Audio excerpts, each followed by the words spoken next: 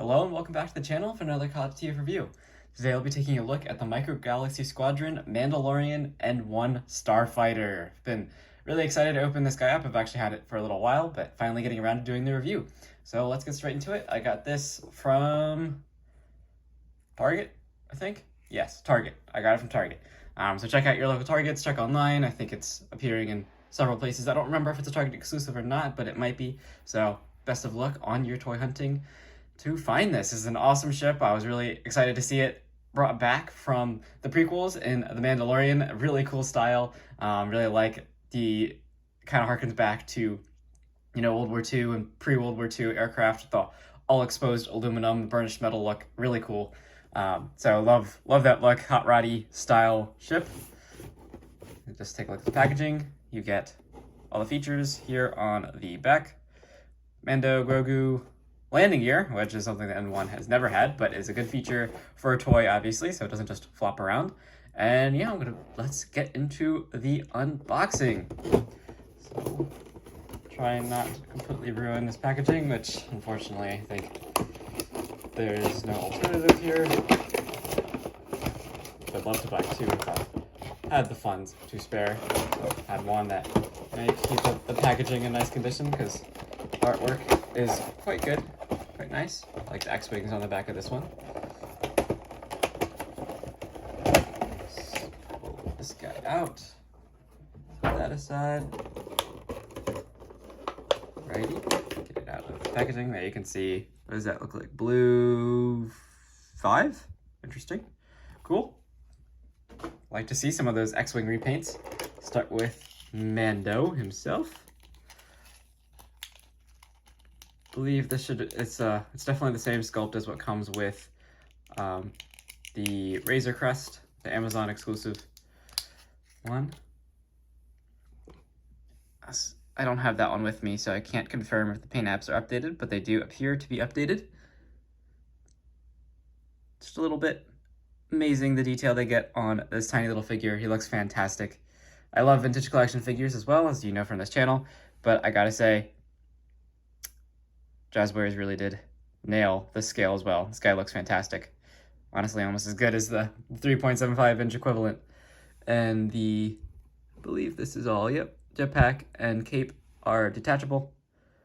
It's just one piece, wraps around his neck with then a pin that goes into his back. Very stable.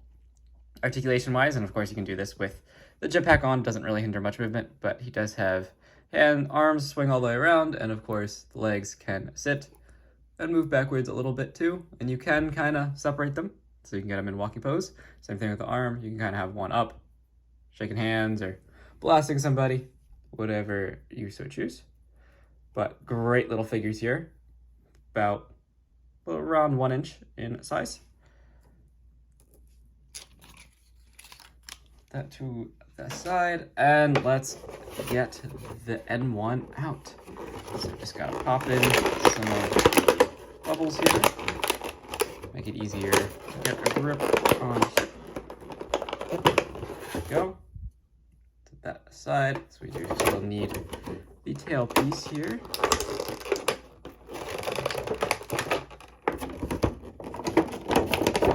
It's easier to pop it out. Go. It does show you on the box how to assemble this. So it is keyed. You can see it is like a semicircle shape, and this also has that semicircle profile. So just line that up and it should slot right in. Very nice. Nice and easy. And man, does the finish on this thing look fantastic. You can see it glinting off my light there. Looks amazing. Amazing. Very nice detail work here on the engines. They are asymmetric, which is accurate. Nice work on the guns too, getting that more of a gunmetal plastic areas. Very nice. You can see the extra booster engine down there. Looks really cool. Very nice detail on the underside as well. And the landing gear are exceptionally well hidden, but there are 3. So there's this one in the center here. Opens up like that, and one under each engine. Which, I mean, I think if it had landing gear, this would be pretty accurate. It does actually look pretty nice that way. It sets down pretty nice, and you could, depending on how you angle it, you can kind of conceal the fact that it is actually sitting on landing gear. So very cool, very cool, very nice. So other features, cockpit opens. Do not believe the bubble opens, it's just static, but the cockpit does open. Now it is supposed to slide forward as we see in the show, but of course that would make getting the figure in fairly difficult. So it is a snug fit in there. Now let's see if we can fit Mando in.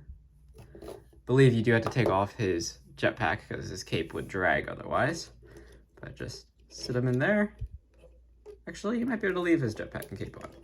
Let's give that a try, because he definitely fits obviously without it.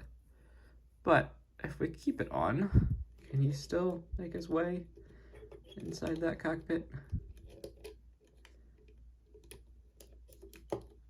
There's definitely a snug fit in there. Yeah, so not really with the jetpack and cape mainly because of the cape, just because it drapes down a little bit, which would make sense. I'm sure he has to remove it in the show.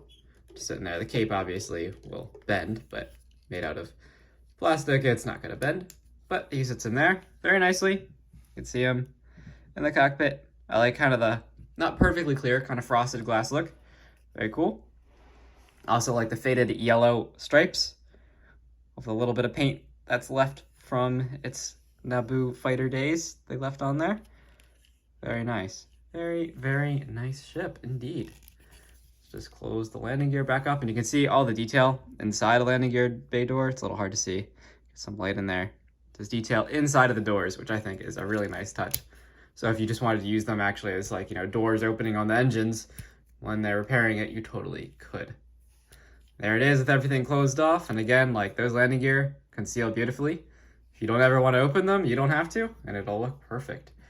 These nacelles also are not like some rubbery plastic. They're a nice solid plastic, so they won't warp or bend over time, which is something pretty common to most N-1 Starfighter toys, is that's made out of some sort of rubber for safety reasons. It's a flexible plastic, but it's not rubber, so it won't bend.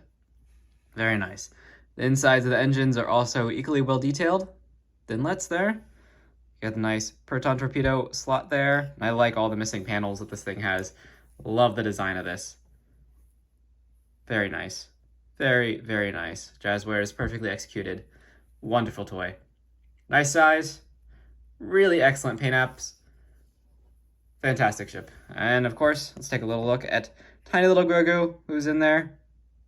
Don't believe you can remove him. He is fixed in there, but it looks great.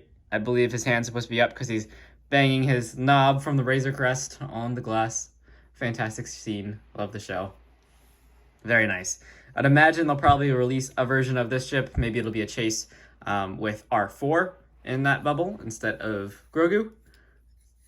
But I love this ship. Fantastic. Look at that profile. Looks phenomenal. Pretty amazing how thin they got everything, but how sturdy the ship still is.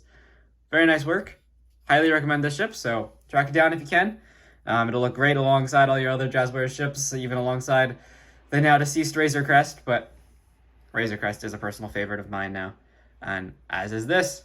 Fantastic ships. Highly recommend them. And thanks for watching this video. If you did enjoy, please remember to like and subscribe, and I'll see you in the next review. Thank you for watching.